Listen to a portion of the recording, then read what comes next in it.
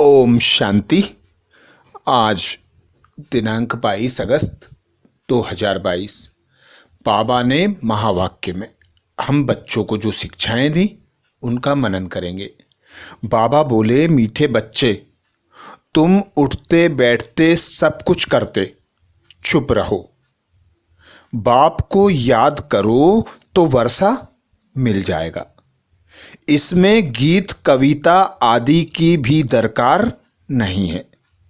मीठे बच्चे, तुम उठते बैठते सब कुछ करते, चुप रहो। बाप को याद करो तो वर्षा मिल जाएगा। इसमें गीत कविता आदि की भी दरकार नहीं है।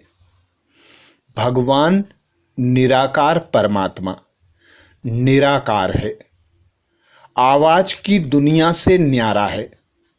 भगवान से कनेक्शन जोड़ने के लिए हमें भी आवाज से न्यारा उपराम होना पड़ता है। इसीलिए बाबा कहते, चलते फिरते उठते बैठते खाते पीते सोते हर कर्म करते अंतर्मुखी रहो। आवाज की दुनिया से न्यारे होने का अभ्यास करो। जितना जितना न्यारे रहेंगे अर्थात आवाज की दुनिया से उपराम रहेंगे, उतना उतना बाबा के वर्षे का अधिकारी बनेंगे।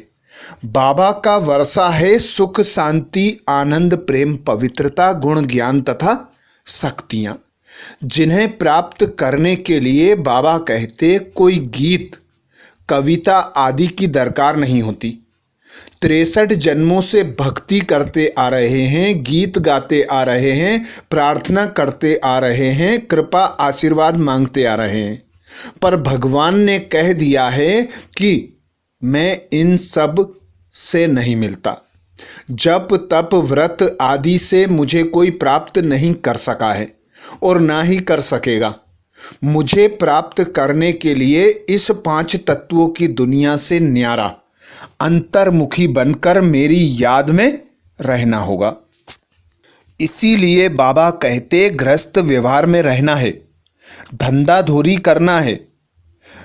वह सब करते हुए मेरे से वर्षा कैसे ले सकते हो? वह समझाते हैं उठते बैठते सब कुछ करते चुप रहना है। आवाज की दुनिया से न्यारे उपराम खुद को अनुभव करना है। बस अंतर में विचार चलता रहे। बाप ने समझाया है, बात बिल्कुल सहज है और समझने की है कि बाबा ने सदा हमें श्रीमत दी है, आ जपा जप, जाप चलता रहे। अंदर ही अंदर बाबा के ज्ञान का मनन चिंतन चलता रहे। अंदर ही अंदर एक बाप के कनेक्शन की अनुभूति होता रहे कि मेरा साथी, मेरा सहयोगी, मेरा भाई, मेरा माता पिता, मेरा बंधु सखा, सब कुछ एक भगवान है। तभी भगवान के वर्षे के हम अधिकारी बन सकेंगे। प्रश्न किया बाबा ने, बाप को लिबरेटर कहने से कौन सी एक बात सिद्ध हो जाती है? बाप को लिबरेटर कहने से कौन सी एक बात सिद्ध हो जाती है? उत्तर में बाबा समझाते, जब बाप दुखों से अथवा 5 विकारों से लिबरेट करने वाला है तो जरूर उसमें फंसाने वाला कोई दूसरा होगा। लिबरेटर कभी फंसा नहीं सकता। उसको कहा जाता है दुख हरता सुख करता। तो वह कभी किसी को दुख कैसे दे सकते? जब बच्चे दुखी होते हैं तब उस बाप को याद करते हैं। दुख देने वाला है रावण। रावण माया श्रापित करती है, बाप आते हैं वर्षा देने। तो बाबा वर्षा देता है सुख की दुनिया का। दुखों की दुनिया से लिबरेट कर हमें सुख की दुनिया में ले जाता है। 5 विकारों से मुक्त कराता है। इसीलिए बाबा को मुक्तिदाता, जीवन मुक्तिदाता, गति दाता, सदगति दाता, दुख हरता सुख करता कहा जाता है। तो इससे यह सिद्ध होता है कि जब बाबा लिबरेटर है तो फिर दुख देने वाला कोई और है। तो दुख देने वाले हैं रावण, माया, 5 विकार। तो बाबा आते हैं दुख की दुनिया में, पतित दुनिया में, पतित देह का आधार कर लेकर हमको दुख की दुनिया से मुक्त कराए, सुख की दुनिया का वर्षा देने के लिए। तो इसीलिए बाबा को मुक्तिदाता, लिबरेटर, जीवन मुक्तिदाता कहा जाता है। बाबा कहते हैं मनुष्य तो कुछ भी समझते नहीं है। नई दुनिया में कितने समझदार, धनवान, पवित्र थे, सर्वगुण संपन्न थे। बाबा आज ऐसे क्यों समझा रहे हैं कि बच्चे भी जाकर ऐसे भाषण करें। भारत की पहले पहले महिमा करनी चाहिए। भारत को ऐसा किसने बनाया, वह भी महिमा निकलेगी परम पिता परमात्मा की, जिसको सब याद करते हैं। अब याद क्यों करते हैं? क्योंकि पुरानी दुनिया में दुख बहुत हैं। दुख देने वाले 5 विकार ही हैं। सतयुग त्रेता को सुखधाम कहा जाता है। वह है ही ईश्वरीय स्थापना। यह फिर है आसुरी स्थापना, जिसमें 5 विकारों में फंस पड़ते हैं, समझते भी हैं बाप ही लिबरेटर है। जो लिबरेटर है वह फंसाने वाला थोड़े ही होगा। उनका नाम ही है दुख हरता, सुख करता। उनके लिए हम दुख करता कह नहीं सकते। यह किसको पता नहीं कि यह दुख देने वाले 5 विकार ही हैं, जिससे बाबा आकर छुड़ाते हैं। बड़ी समझ की बात है, क्योंकि हमें जब भी दुख होता है तो दुख में ही हम भगवान को पुकारते हैं। इसीलिए कहावत भी चली आती है, सुख में सुमिरन कोई नहीं करता, दुख में सुमिरन सब करते हैं।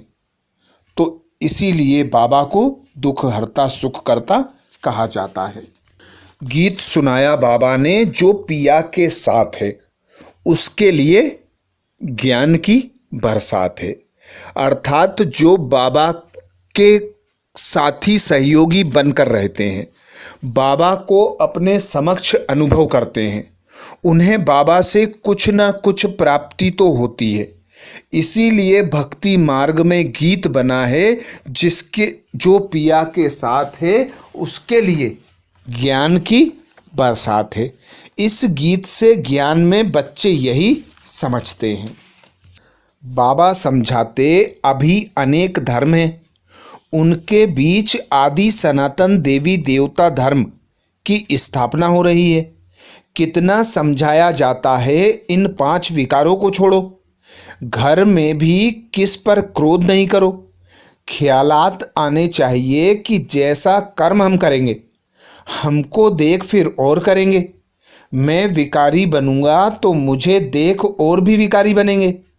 बाप फरमान करते हैं, अब पवित्र बनो, स्त्री को भी पवित्र बनाओ, कोई पर क्रोध मत करो। तुमको देख वह भी करने लग पड़ेंगे।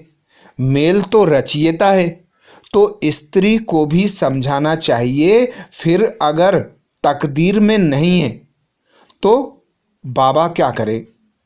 समझाना है कि पवित्र बनो तो पवित्र दुनिया के मालिक बनेंगे।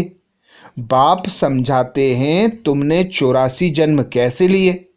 पहले तुम सतो प्रधान पावन थे, फिर रजो तमो में बने। अब फिर मुझे याद करो तो सतो प्रधान पावन बन जाएंगे और पावन दुनिया के मालिक बनेंगे। तो बाबा आकर हम बच्चों को यही श्रीमत देते, खुद को आत्मा अनुभव करो, मुझ पिता परमात्मा को याद करो। याद से ही विकर्म भस्म होंगे, 5 विकारों से मुक्ति पा सकोगे और सुख धाम के लिए, मुक्ति, जीवन मुक्ति के लिए पुरुषार्थ कर सकोगे। बाबा कहते, गीता के वर्षंस ही भगवान सुना रहे हैं। गीता में कृष्ण का नाम डालने से उसकी सारी जीवन कहानी खत्म हो जाती है। समझाने की भी हिम्मत चाहिए। बाबा समझाते रहते हैं, बहुत बच्चे समझते हैं हम तो शिव बाबा को ही मानेंगे, उनसे ही कल्याण होना है। भूल करते हैं तो बाबा इशारा देते हैं, परंतु कई बच्चे लून पानी हो जाते हैं। लून पानी थोड़े ही बनना है। समझाया जाता है कि ऐसे नहीं करो। कोई तो ऐसे हैं जो एक दो का रिगार्ड भी नहीं रखते हैं, अपने से बड़ों को भी तुम करके बात करते हैं। सेंसुअल बच्चों को सर्विस का बहुत शौक होना चाहिए। फलाना सेंटर खुला है, हम उन पर जाकर सर्विस करें। बिगर कहे जो करे सो देवता, कहने से करे वह मनुष्य, और कहने से भी ना करे वह असुर। तो बाबा ने आज हम बच्चों को वरदान दिया। वरदान में बाबा कहते, एवर रेडी बन, हर परीक्षा में रूहानी मोज का अनुभव करने वाली विशेष आत्मा भव। बाबा ने वरदान दिया, एवर रेडी बन, हर परीक्षा में रूहानी मोज का अनुभव करने वाली विशेष आत्मा भव।